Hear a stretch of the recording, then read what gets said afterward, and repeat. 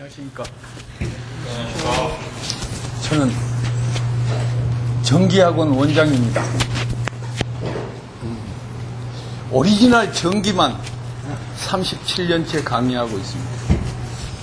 오늘부터 8시간, 다음 주 토요일까지 여러분들이 기본 15개는 따고 들어가도록 만들어 드릴게요. 전기 설비 쪽이기 때문에 전기인들이 꼭 알아야 될 기술 기준형, 전기 설비의 전반적인 현상, 이런 거에 대한 설명입니다. 그래서 오늘은 좀 수업 내용이 조금 범주를 한 2시간 정도는 높은 산에서 아래를 내려다보는 수업을 하고, 한 2시간 정도는 우리 진도를 나가면서 관현도 문제를 같이 한번 풀어보겠습니다. 우선 여러분들이 잘 알고 계시다시피 전기적 에너지는 현대산업의 가장 전부를 차지한다고 해도 과언이 아닌 그런 전체 에너지의 92% 이상을 차지하고 있는 게 바로 전기적 에너지입니다. 이 전기적 에너지의 특징이 전기를 생산하는 곳은 전기를 소비하는 수용가로부터 멀리 떨어져 있어야 된다는 사실입니다. 우선 발전은 물의 위치 에너지를 이용하는 수력 발전, 또 LNG나 LPG, 또 석탄을 이용한 기력 발전, 화력 발전, 그 다음 원자력을 이용하는 방식, 그 모두가 발전 설비는 수용가로부터 멀리 떨어져 있습니다. 그 발전이 원자력이나 화력이나 수력이나 기타 발전 중에서 이제 조력이나 풍력, 요즘 이제 신재생 에너지,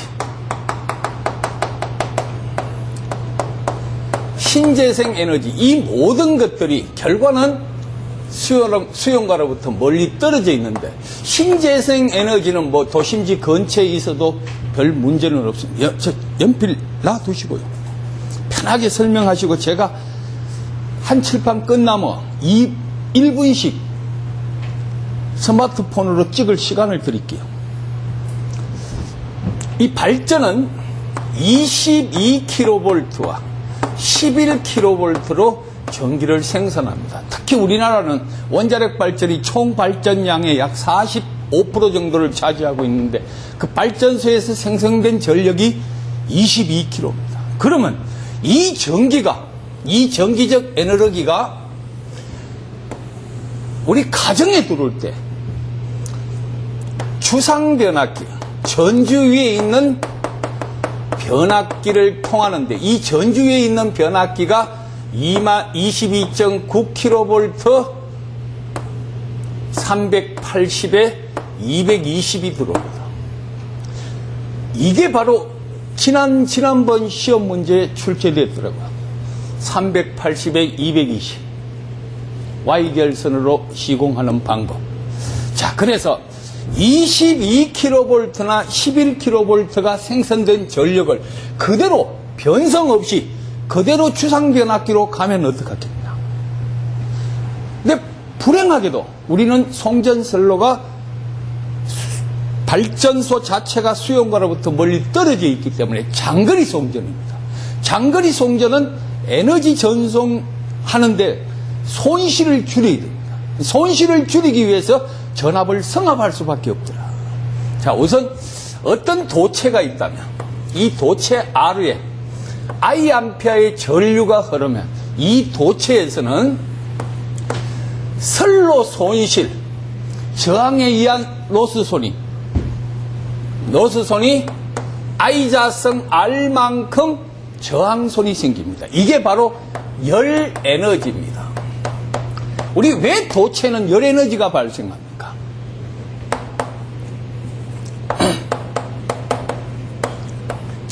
전기의 성격 중에서 가장 불행한 성격이 표피효과입니다. 스킨이 뭐예요? 피부죠. 효과입니다. 표피효과. 표피 효과라는 것은 어떤 도체의 전류를 흘려보내면 도체 표면에 전하가 집중됩니다. 만약에 인버스 표피 효과, 역표피 효과가 있다고 가정한다면 도체 중심으로 전하의 밀도가 집중되니까 아무리 높은 용량이라 하더라도 전선이 굵을 필요는 없죠. 에너지 전송을 많이 하기 위해서는 그 많이 분포될 수 있는 원주, 즉 전선의 면적을 전선의 단면적을 확보해야 된다는 얘기죠. 그 전선의 단면적을 확보하려니까 무작정 클 수는 없죠. 그래서 그런 부분은 송전에서 굉장히 중요시되는 부분인데 여러분들 시험하고는 크게 영향이 없더라고요. 일단 표피 효과. 전하의 밀도가 도체 표면에 집중한다.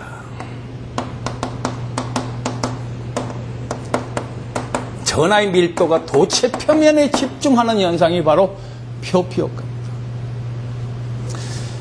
자, 그러면 22kg나 11kg로 생산된 전력이 그대로 여기 송전단에서 부하단으로 서부단 볼테이지, 리시브단 볼테이지입니다. 그럼 이 사이에 저항이나 리액턴스에 의한 전하 강화가 생겨나오기 시작합니다. 좀 더 이제 상세하게 제가 설명을 드리면 R이 있고 도체를 현미경으로 보면 도체가 뭐예요? 전선으로 구성되어 있죠. 그 전선 안에 저항 성분도 있고 리액턴스 성분도 있습니다. R 성분도 있고 리액턴스 성분. 이걸 전체를 통하여 우리는 임피던스를 합니다. 임피던스는 실수부와 헛수부로 구성하고 있습니다. 실수부는 저항이고 헛수부는 제2의 X인데 이 X는 XL가 될 수 있고 XC가 되고 있습니다. XL은 코일로 된 성분이 XL이고 콘덴사로 된 성분이 XC입니다. 그래서 요 놈을 유도성 X가 뭐라고요? 리액턴스입니다. 요건 유도성 리액턴스고 얘는 용량성 리액턴스다. 여러분들이 이제 오늘 중반 정도 가면 역률 개선형 콘덴사라든가 오고조파를 제거하는 리액터라든가 이런 내용들이 나옵니다. 그래서 여기가 송전단 전압이고 여기가 수전단 전압이다. 어떤 송전단 전압, 발전소에서 전압을 생산해서 보내면 부하단은 발전소에서 생산된 전압보다는 훨씬 적겠죠. 송전단 전압 마이너스 수전단 전압이 바로 볼테이지 드롭 전압 강화입니다. 이 전압 강화는 R에 의해서 생기고 리액턴스에 의해서 생깁니다. 그렇다면 여기에 I 암페어의 전류를 R라는 도체에 흘러보내면 P 이꼴 I 자성 R인데, 자, 한 가지 여러분들이 앞으로 기능장 공부를 하셔서 뭐 실습을 하시든 또 그 더 높은 것을 가시더라도 꼭 알아야 되는 거, P가 공급 전력입니다. 전력은 늘 전압과 전류를 곱하고 전압과 전류의 위상각인 코사인 세타를 곱합니다. 이 코사인 세타를 우리는 뭐라고 하느냐? 역률이라 합니다. 자, P는 VI 코사인 세타입니다. 자, 그렇다면 I는 V 코사인 세타분의 P예요. 요 식을 여기다가 대입을 한번 해보십시다. 대입을 하면 뭐가 나옵니까? PL은 V 코사인 자성 세타에 P의 제곱의 R가 됩니다. 요 식을 여기 대입을 합니다. 요 식이 나오면 요걸 다시 쓰면 V 자성 코사인 자성 세타에 P의 제곱의 R입니다. 자, 선로 손실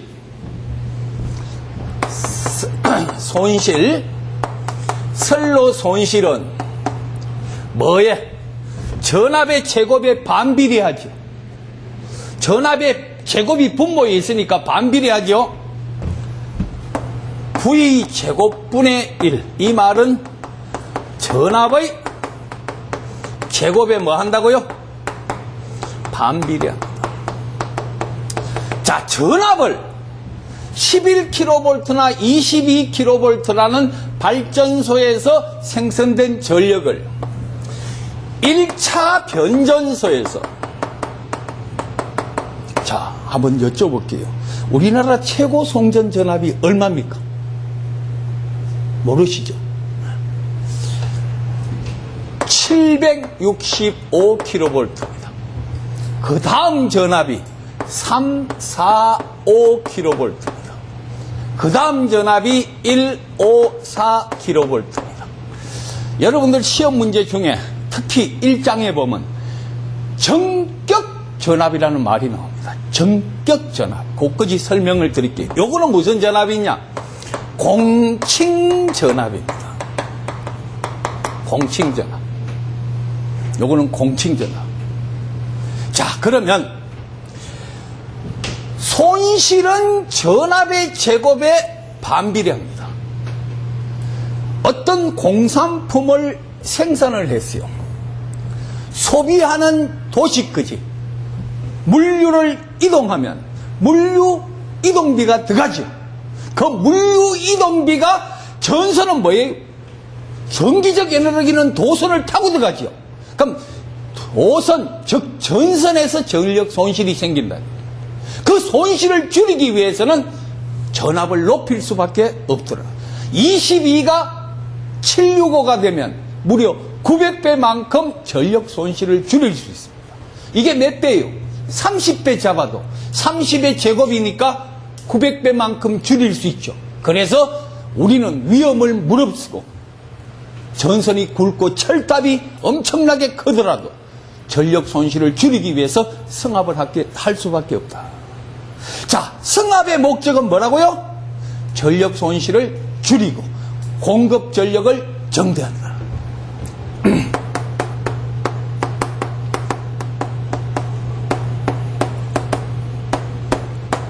전력 손실을 뭐하고? 감소시키고. 전력 손실이 감소되면 전압 강화도 감소합니다. 아울러 뭐는요? 공급 전력은 정대됩니다. 자, 승합의 목적입니다. 그래서 우리나라 공칭전압은 요 전압이 그대로 가서 추상변압기로 오기 전에 2차 변전소를 거칩니다. 자, 2차 변전소, 구로변전소, 구리변전소, 송파변전소, 잠실변전소, 이런 대도시 근방에 있는 변전소입니다. 이 변전소는 아까 1차 변전소에 765가 들어왔죠. 345가 들어왔죠. 얘를 154kV나 22,900kV로 변성을 합니다. 이걸 다이렉트로 받는 공장들은 초대용량 공장입니다. 포항제철. 전기요금이 거의 150억 이상 내야 되는 그런 아주 큰 용량, 대용량 수용가다. 22,900을 바로 받는다. 롯데월드라든가 일반 호텔들이라든가 큰 병원이라든가 이거는 다 뭘 받습니까? 22,900 단독 수전을 받습니다. 22,900kV를 수전. 그럼 우리 주상변압기는 뭐가 들어왔어요? 주상이라는 건 여러분들 골목에만 나가도 전봇대 위에 변압기가 있죠. 그 변압기가 바로 22,900 변압기입니다. 이게 뭐예요? 380과 220입니다. 여기 중요한 거 하나. 우리나라는 송전 전압은 765kV, 345kV, 154kV입니다. 배전 전압은 22,900kV입니다. 요게 변성이 되면 6,600V, 3,300V, 380에 220V, 220에 110V로 주어집니다. 자, 그래서 송전은 삼상 3선식 결선입니다. 얘는 삼상 4선식 결선입니다. 무슨 결선요? Y 결선입니다. 우선 그거부터 설명을 하나 해드리기 전에 배전 방식에 대해서 언급을 하겠습니다. 앞으로 기능장을 땄다. 전기를 아주 잘하는 사람으로 알고 있습니다. 또 전기를 아주 잘 알아야 기능장을 딸 수, 말 그대로 기능의 장입니다. 그래서 기능장이라는 것은 결과 기술사가 갖고 있는 일부의 업무까지 또 그 권한까지 주고 있습니다. 자, 배전박 그래서 많이 알고 계셔야 됩니다. 그런데 전력전자라든가 뭐 회로 이론에서 소비 전력을 구하라든가 이거는 물어볼 수도 없죠. 그 사람 물어볼 수 있는 사람이 알지를 못합니다. 잘. 그러니까 현상적인 설명을 물어볼 수밖에 없다. 아, 우리나라 송전 전압이 최고가 얼마냐? 전선의 굵기는 얼마냐? 자, 배전 방식은요, 요런 방식 하나와 요런 방식 하나와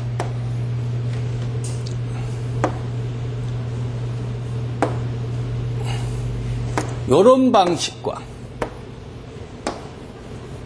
요런 방식과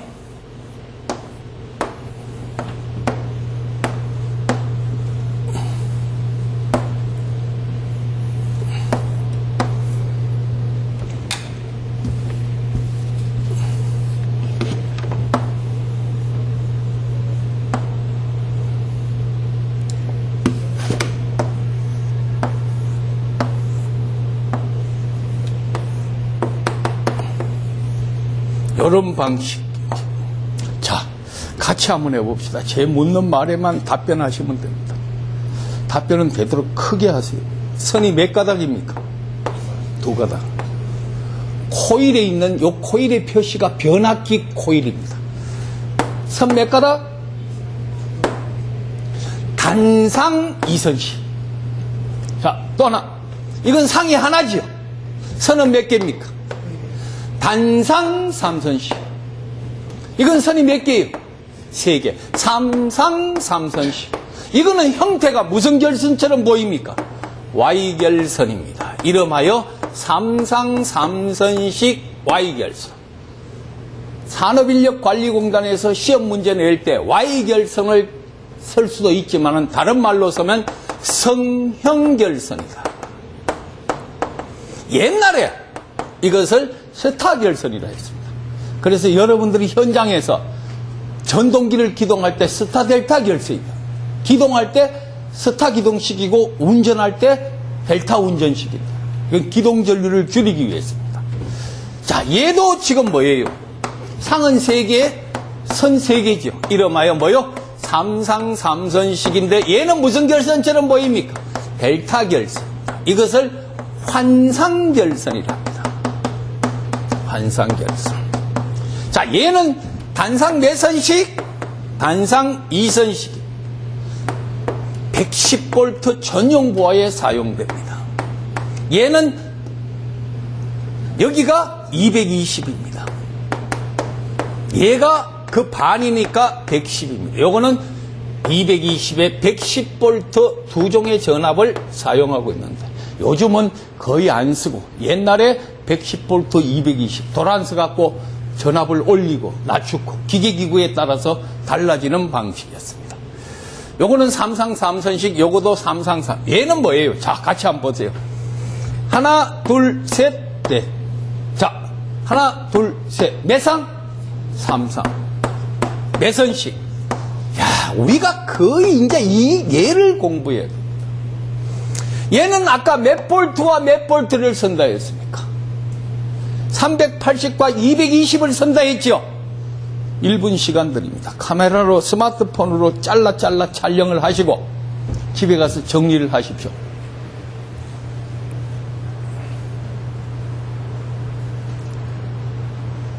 우리 학생들 다 이렇게 하고 있어요. 내 수업에 한해서.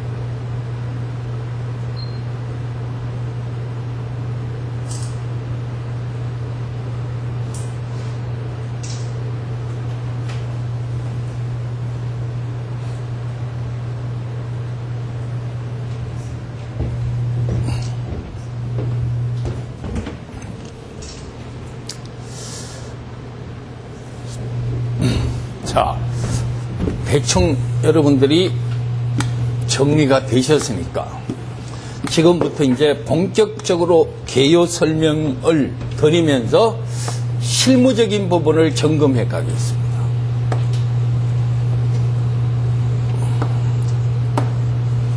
요렇게 된 게 R상, S상, T상이 있습니다.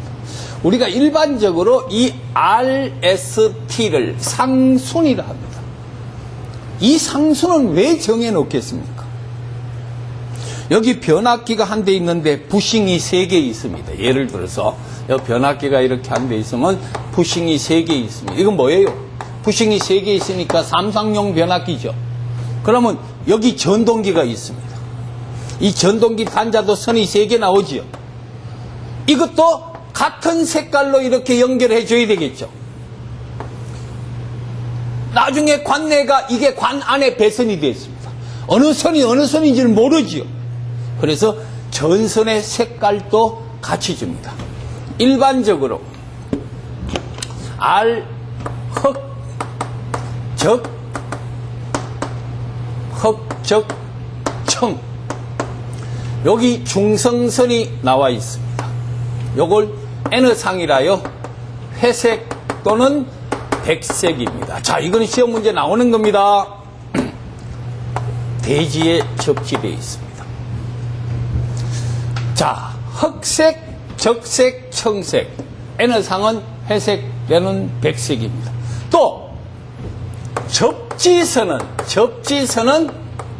녹색입니다. 그러면 여러분들이 나중에 현장에서 시공하다가 녹색 선이 보인다. 이건 뭐요? 접지선이구나. 자, 그러면 여기서 지금 잘 보시면 여길 컴멍에서 요렇게 보아가 연결되고 여길 컴멍에서 요렇게 보아가 연결되고 요렇게 컴멍에서 여기 보아가 연결됩니다. 잘 한번 보세요. 여기서 요 사이 상은 하나지. 예? 여기 걸리는 보아가 단상보아입니다.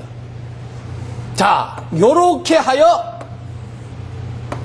여기에 모타를 겁니다. 그럼 이건 몇 상입니까? 하나, 둘, 세 개, 선 세 개니까 삼상보아지요. 얘가 삼상 모타입니다.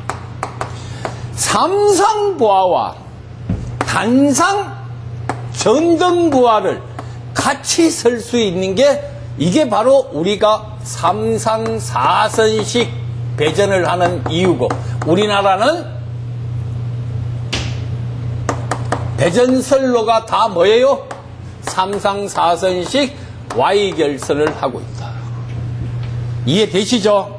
자, 우리나라 송전전압은 최고 송전전압이 765이고 배전전압은 22,900이고 765의 결선은 345, 즉 765, 345, 154는 삼상 3선식이고 22,900은 삼상 4선식인데 그 2차 전격 전압은 380과 220의 동력부하와 전등부하를 같이 씁니다. 무슨 부하요? 동력부하와 여기 뭐요? 전등부하를 같이 씁니다.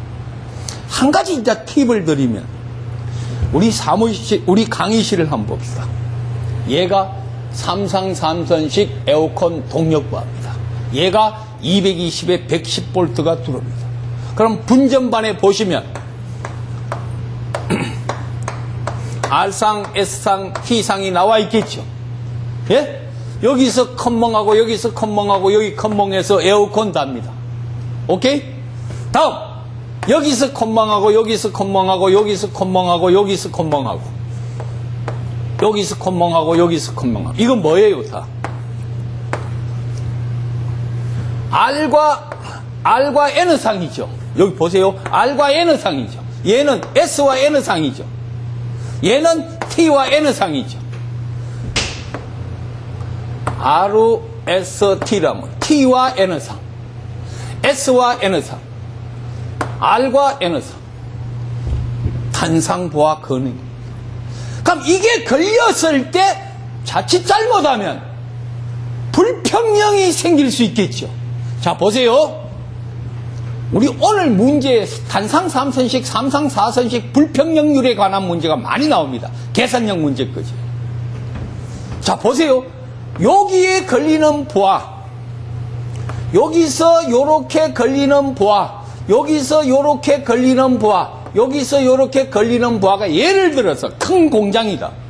백열 형광등이 100등 걸리고 100등 걸리고 100등 걸렸습니다. 중성선에 흐르는 전류는 0입니다. 불평형이 없죠. 자, 보세요. 공장에 여기 동력을 갖다 그읍니다. 그러면 이 선에 흐르는 전류는 같겠지요. 똑같은 부하니까, 똑같은 전압이고. 그럼 여기 흐르는 전류가 같고, 여기 걸리는 전압이 부하가 같다면, 결과 중성선에 흐르는 전류는 0입니다.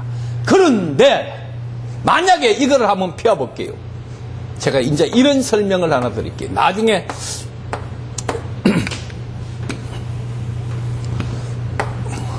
여기 모타가 걸려 있습니다. 이게 무슨 부하예요? 하나, 둘, 세 개. 세 개 부하였으니까 삼상 부하죠. 그런데 여기 등이 걸렸습니다. 여기도 등이 걸렸고, 여기도 등이 걸렸습니다. 이 등의 크기가 같으면 이 중성점은 전위가 0전입니다. 근데 만약에 여기 100A가 흐르고 여기 50A 흐르고 여기 20A 흐르면 여기는 불평형 전류가 흐르겠죠. 바로 부하 불평형이 일어나는 겁니다. 자, 그러면 여러분들이 좀 더 지금도 막 굉장히 의아하게 생각하시는데 이걸 실질적으로 제가 하나 더 보겠습니다. 팁을 드려서.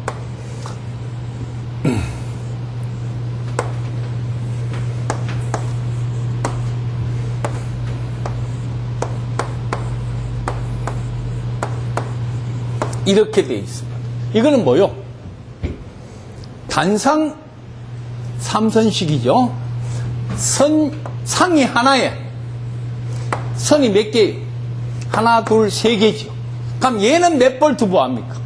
모르면 대답하지 마시고 110볼트. 얘는 몇십 볼트? 110볼트. 얘는 몇 볼트요? 220볼트. 근데 이 220은 중성선의 전류를 안 흘려보냈죠. 하나의 회로가 이렇게만 구성돼 버리니까. 에? 얘가 3.3kg고 얘가 2.2kg입니다. 역률이 1인 부하라고 가정하면 여기 몇 암페어 흐릅니까? 30A 흐르겠죠. 여기는 몇 암페어 흐릅니까? 20A 흐릅니다. 여기 불평형 전류는 10A 흐르겠죠. 임의의 회로망에 유입하는 전류 30은 유출하는 전류의 합과 같죠. 그렇습니까? 그래서 여기에 흐르는 전류가 바로 얼마예요? 12 불평형 전류입니다.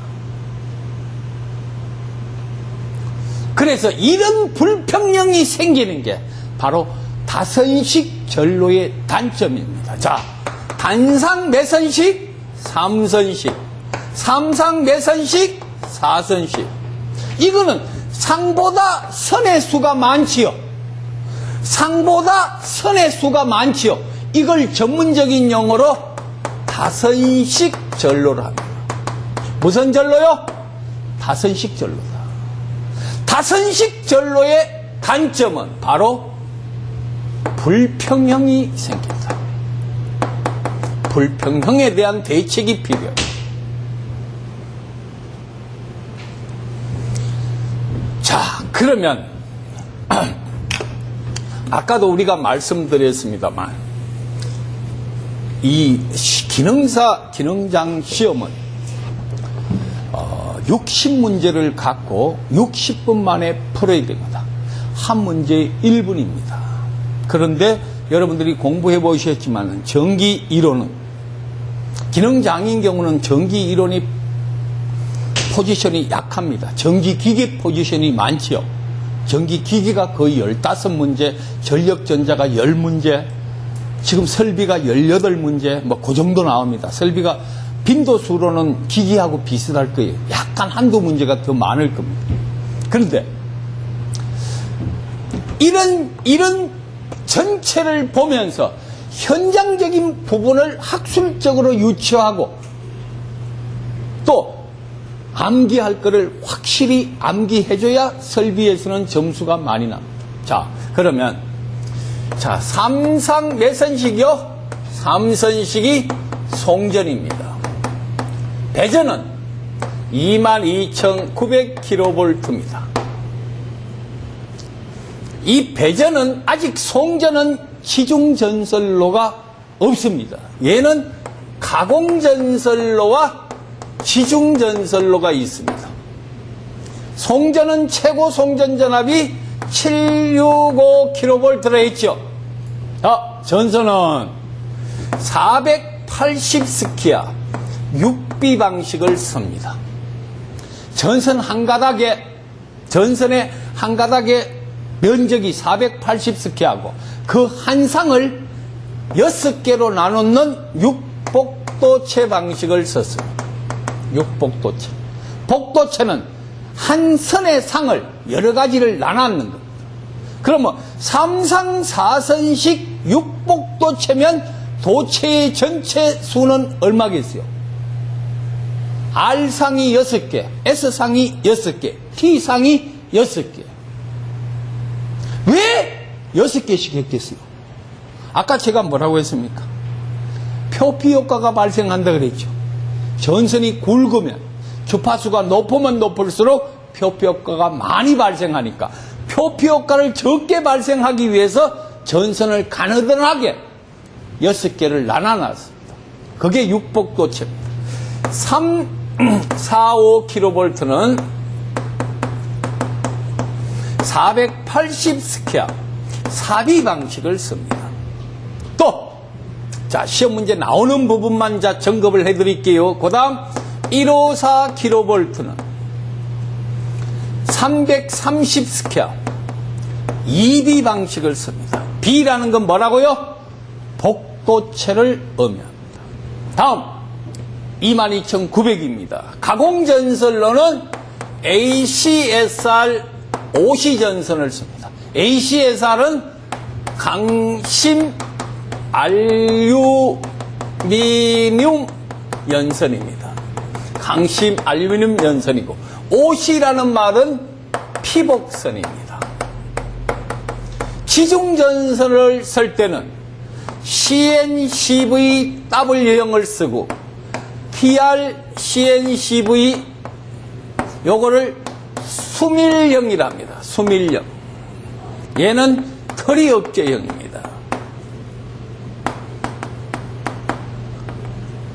트리업제형. 그래서 요거는 꼭 기억해야 됩니다. 자, 다시 한번 설명드립니다. 얘는 삼상 매선식요, 사선식.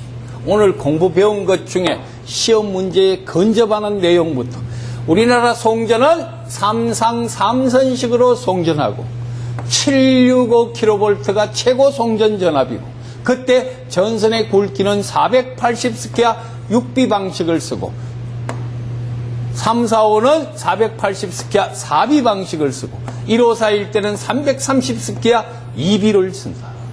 다음 22900은 3상 4선식이고, 가공전선로는 피복선을 쓰고, ACSR 5C 전선입니다. ACSR을 강심 알루미늄입니다. 이 강심 알루미늄은요, 어떻게 생겨먹었느냐. 단면적을 끊었다고 가정하면,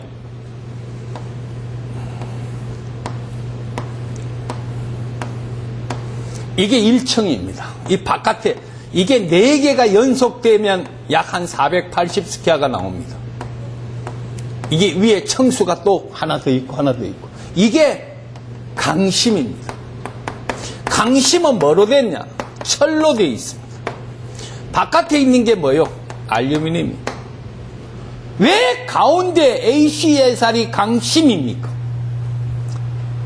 자, 한 가지. 아까 말씀드렸습니다. 표피 효과에 의해서 전하의 밀도가 도체 표면에 집중되니까 가운데는 전류가 안 흐르지요. 도전율이 나쁜 철을 써도 상관없습니다. 철을 써니까 인장 강도는 그만큼 강하죠. 알루미늄은 굉장히 가볍습니다. 근데 한 가지 중요한 거. 이 AL 전선은요, 해안 지방에서는 못 씁니다. 아실 겁니다. 우리 어릴 때 뭐 다 아시다시피 1학년부터 6학년까지 우유가루를 물에 끓여가지고 배급으로 한 컵씩 마시고, 그 다음에 옥수수 가루를 쪄서 배급을 받았습니다. 중학교 다닐 때 처음 알루미늄 도시락이 나왔는데, 그때는 일본 잔재가 있어가 벤또라 했습니다. 이 알루미늄 벤또가 지금은 뭐 도시락이라는 우리말로 다 쓰고 있습니다만, 그때만 해도 다 벤또인데, 이게 안에 찬통이 이렇게 같이 들어가 있었습니다. 찬통 바깥으로 나온 거는 그 중학교 또 3학년 고등학교 다닐 때 생겼고, 그 전에는 다 반찬통하고 밥통이 같이 들어있었습니다. 조그맣게. 그 대한민국의 대표적인 반찬이 뭐예요? 김치입니다. 이 김치를 넣고 한 3개월만 지나가면 이 반찬통부터 이 도시락 뚜껑까지 알루미늄 피막이 진물을 내면서, 회색 진물을 내면서 부식이 됩니다. 이 해안 지방에는 염분에 의해서 알루미늄을 부식시킵니다. 바람이. 그래서 해안 지방에는 뭐 쓴다? 동선을 씁니다. 아시겠습니까? 자, 우리나라 송전선로는 인장 강도도 강하게 만들고, 또 전선의 면적도 크게 하여 전하의 밀도를 골고루 분포되고 많이 분포되게 만드는 ACSR을 쓰는데, 그러기 위해서는 한 단도체가 아니고 전선을 나눠놨는 복도체를 썼습니다. 복도체를 쓰는 이유는 전류 용량을 증대시키기 위해서 복도체를 썼습니다. 또 나중에 이 복도체를 쓰는 이유가 코로나를 방지한다. 좀 어렵게 출제되면 나올 수 있는 내용입니다. 자, 우리나라 송전선로에서 복도체를 쓰는 목적이 뭐냐? 코로나를 방지하기 위해서다. 해안 지방에서는 ACSR인 강심 알루미늄 전선을 안 쓰고 동선을 쓴다. 꼭 기억해야 될 겁니다.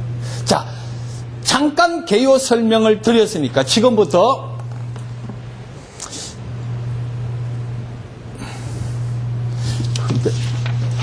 교재 내용을 한번 보겠습니다. 372페이지. 372페이지. 이게 전기 설비입니다. 자, 문제 들어가기 전에 요쪽 거 정리 좀 하십시오.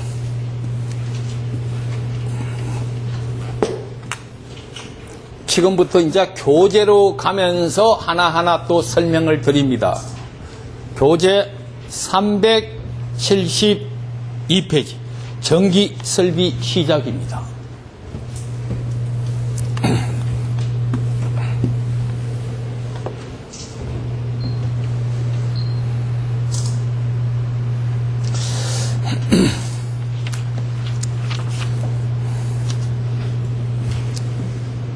자, 여기서는 첫 장이 전기 일반입니다. 전기는 전압을로 보면 저압, 고압, 특별고압으로 나누어집니다. 특고압으로 나눕니다. 얘는 DC일 때 750V 이하이고 AC일 때는 600V 이하입니다. 중요한 거는 이하입니다. 이하. 고압은 600V. 얘가 이하니까 얘는 뭐예요? 그렇죠. 초과입니다. 얘는 7000V를 초과합니다. 시험 문제 어떤 모양으로 나오느냐?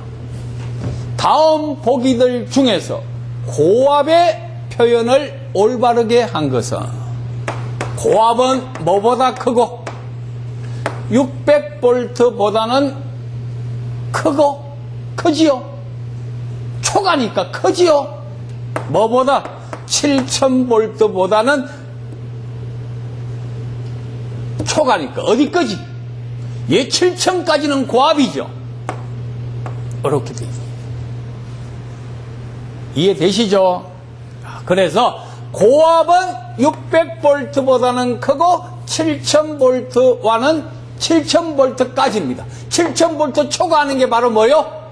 특고입니다. 그럼 정확하게 7000V는 어디에 속합니까? 고압에 속한다. 2번 교재 보십시오. 2번 정격 전압입니다. 사용 한도, 사용상 기준이 되는 성간 전압, 정격 출력일 때의 전압, 명판에 표시되어 있는 전압, 차단기, 개폐기 또는 차단기를 안전하게 사용하는 한도를 정격 전압이라 한다. 선로를 대표하는 성간 전압은 공칭 전압이고 기기나 대지 간의 전압을 대지 전압이라 한다. 자, 이 말에 대한 해설을 그림을 통해서 설명을 드리겠습니다. 자, 우선 우리 변압기를 한번 봅시다.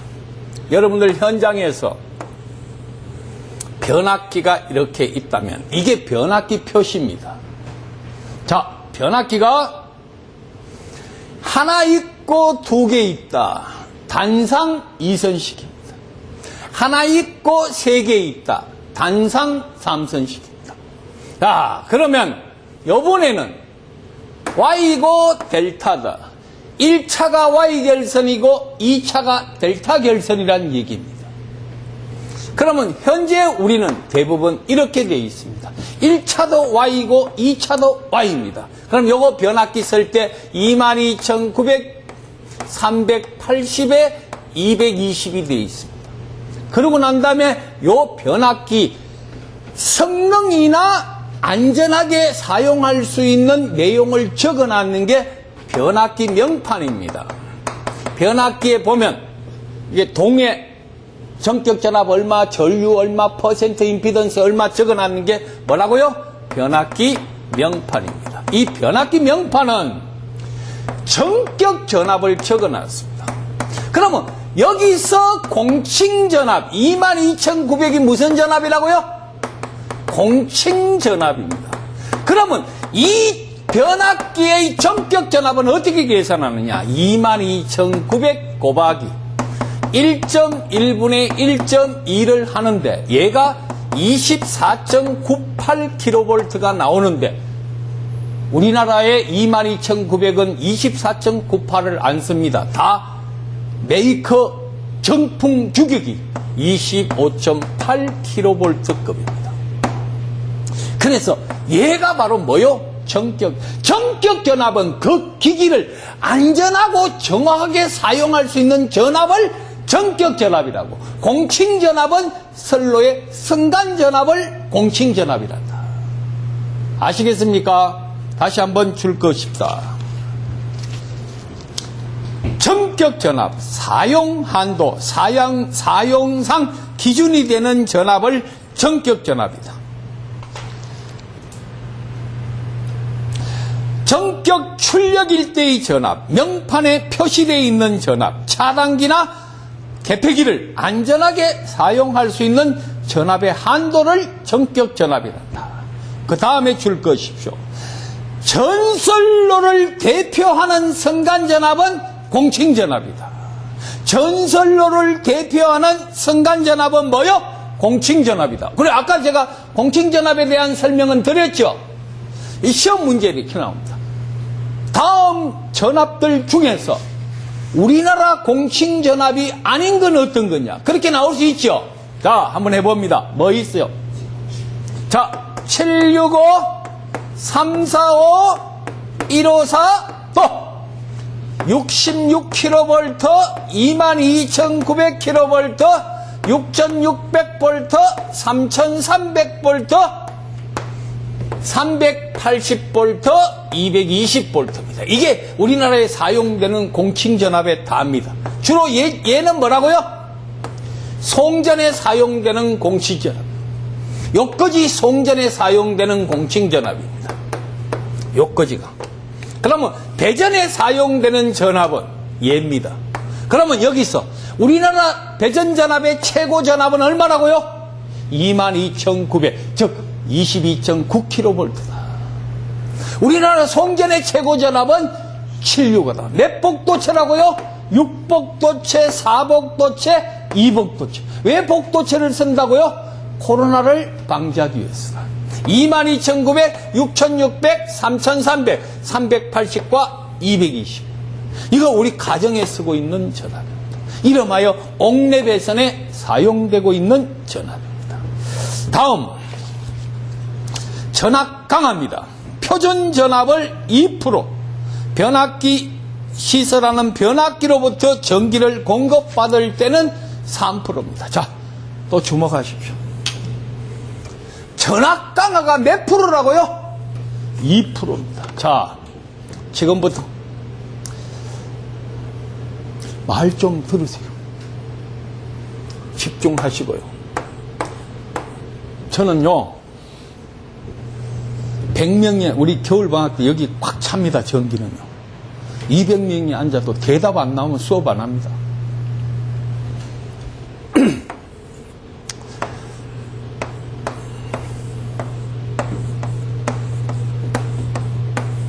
자, 얘가 간선입니다. 얘가 분기되어 있으니까 분기선입니다. 얘가 개폐기입니다. 그럼 얘는 무슨 개폐기예요? 간선 개폐기입니다. 얘는 무슨 개폐기예요? 분기 개폐기입니다. 여러분들은 전기를 오리지널로 안 배우셔가지고 이 용어 해설부터 굉장히 서툽니다. 이게 분기선입니다.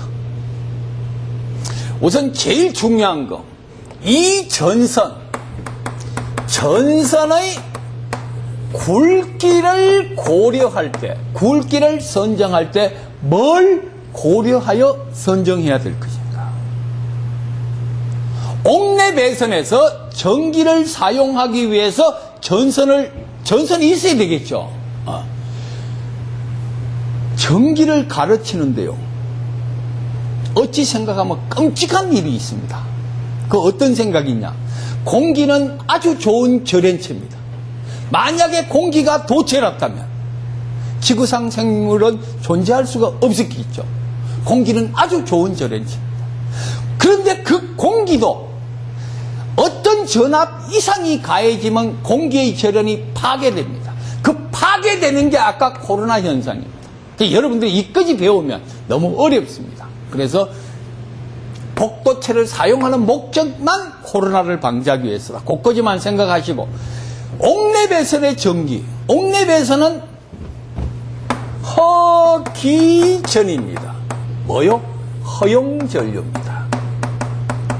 여러분들 집에서 쓰는 익스텐션 코드, 테이블 탭 이렇게 되는 거, 하나에 한 코드 꼽으면 기계기구를 여러 개 쓸 수 있죠. 또 멀티탭, 여기 구멍이 여기도 있고 여기도 있고, 요즘 둥근 것도 나오고, 이게 멀티탭입니다. 이거 꼭 알아야 돼요. 이거 문제 나옵니다.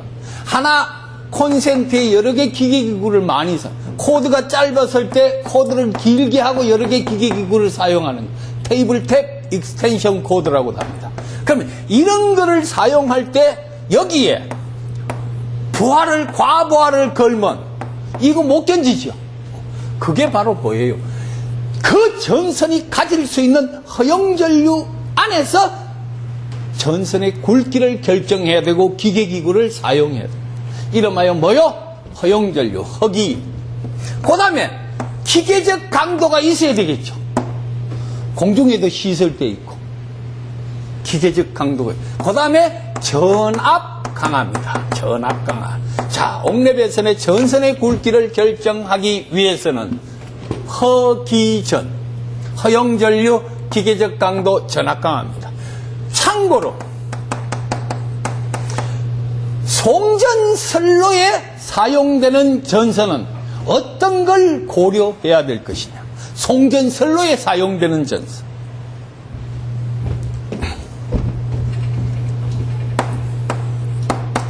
도기신내 비가경포입니다.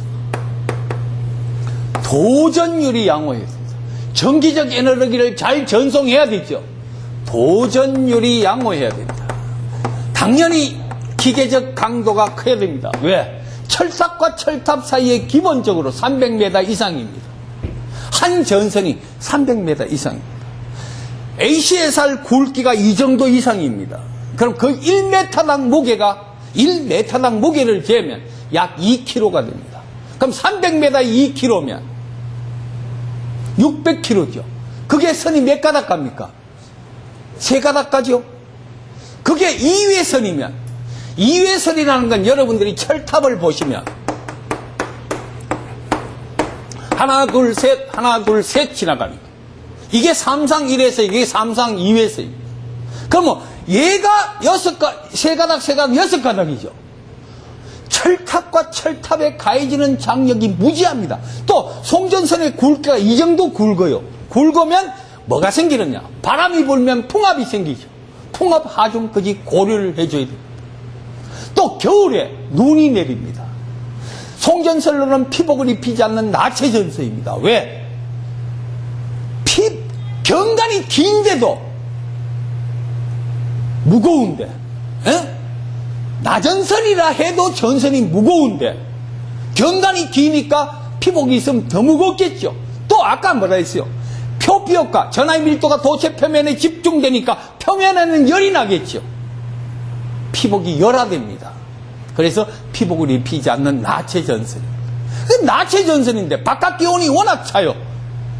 영서지방 같은 데는 눈도 많이 내리고. 그러면 눈이 내리는 순간 표피효과에서 열이 나니까 전선이 이렇게 그 새끼처럼 꼬여 있습니다. 그럼 밑으로